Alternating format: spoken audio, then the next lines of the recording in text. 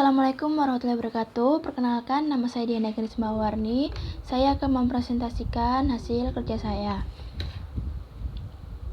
Judulnya mengajar bahasa Inggris sebagai bahasa internasional di konteks Chili.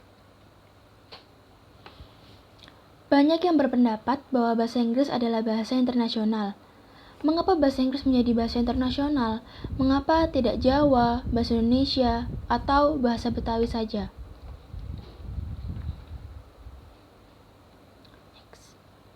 Nah, itu bukan karena bahasa ini adalah bahasa asli yang paling banyak di dunia, melainkan karena semakin banyak penutur yang menguasai bahasa Inggris sebagai bahasa kedua atau bahasa ketiga mereka. Kita dapat menyebutnya dengan bilingualisme dan monolingualisme. Nah, bilingualisme bisa disebut dengan dwibahasa, yang artinya penguasaan dalam pemakaian lebih dari satu bahasa. Jadi, misal kalau kita bisa menguasai bahasa Inggris, kita juga bisa menguasai bahasa Jerman atau bahasa Perancis. Terus kalau penutur asli, kita bisa sebut dengan monolingualisme, yang artinya penguasaan dalam pemakaian berbicara dalam satu bahasa saja. Jadi, kalau kita bisa bahasa Indonesia, ya bahasa Indonesia saja. Jadi, kita kayak penutur aslinya seperti itu. Nah, dalam konteks Chili, itu lebih banyak yang guru-guru lebih menguasai bahasa bilingualisme atau bisa disebut dwibahasa daripada penutur asli atau bisa disebut monolingualisme. Meningkatnya jumlah penutur yang memahami beberapa bahasa dan tidak hanya bahasa Inggris membuat bahasa mereka menjadi lebih spesifik dan terbatas daripada penutur monolingualisme bahasa Inggris. Selanjutnya, meningkatnya jumlah penutur dwibahasa dalam bahasa Inggris bukan satu-satunya karakteristik penting untuk bahasa internasional. Smith 1976 mendefinisikan penjelasan sebagai berikut. Seorang peserta didik tidak perlu menginternalisasi norma budaya penutur asli bangsa. Terus kemudian kepemilikan bahasa internasional dan nasionalisasi. Yang ketiga, tujuan pendidikan dari belajar bahasa adalah untuk memungkinkan para pembelajar mengkomunikasikan ide dan budaya mereka kepada orang lain.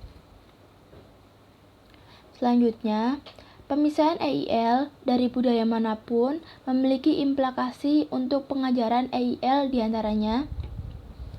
Konteks budaya materi EIL tidak boleh dibatasi pada budaya penutur asli bahasa Inggris. Yang kedua, pedagogi EIL yang sesuai untuk diinformasikan oleh ekspektasi lokal mengenai peran dan guru. Dan yang terakhir, kekuatan guru bilingualisme bahasa Inggris perlu diakui. Nah, sebagai konteks pengajaran bahasa Inggris di Chili, status global bahasa Inggris telah mengakibatkan bahasa tersebut menjadi hal yang wajib dalam kurikulum sekolah di Chili. Kurikulum sebelumnya yaitu menekankan pada kelas 7 sampai ke kelas 12. Sedangkan di kurikulum yang terbaru, mulai dari kelas 1 sampai kelas 12 harus bisa memahami bahasa Inggris. Pada tahun 1998, Departemen Pendidikan mengesahkan kurikulum pembelajaran di Chili, yaitu menetapkan tujuan pengajaran untuk berbagai bidang studi dalam sekolah dasar hingga menengah, yaitu ini, kelas 1 hingga kelas 12. Nah, alasan perubahan kurikulum, penekanan diberikan untuk keterampilan reseptif, membaca dan mendengar sebagai lawan dari keterampilan produktif, berbicara dan menulis, seperti ini. Dalam konteks Chili, itu dijelaskan bahwa pemahaman membaca itu 40% yang dapat memahami, sedangkan dalam berbicara dan menulis itu hanya 20% orang, dan untuk mendengar, pemahaman mendengar itu adalah 40%. Jadi alasan yang diberikan untuk hal ini adalah karena kebanyakan dari orang Chili menggunakan bahasa Inggris untuk mengakses banyak informasi yang tersedia dalam bahasa tersebut. Bukan seperti membaca dan menulis, seperti itu. Sekarang konten budaya materi EIL. Jenis konteks budaya apa yang guru gunakan dalam kelas? A. Konten yang berhubungan dengan tempat dan orang Chili lokal.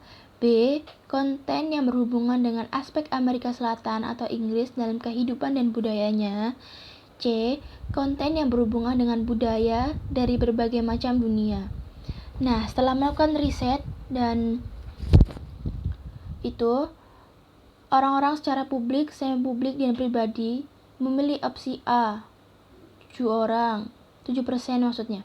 Terus ada yang semi-publik 1 orang, pribadi 2 orang, opsi B 9%. Seperti ini.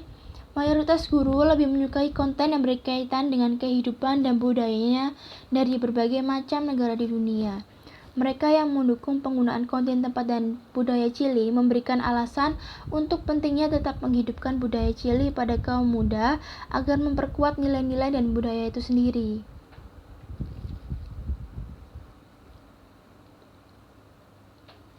Penggunaan metode pengajaran bahasa komunikatif. Melakukan sistem kerja kelompok untuk dianggap sebagai kelas komunikatif.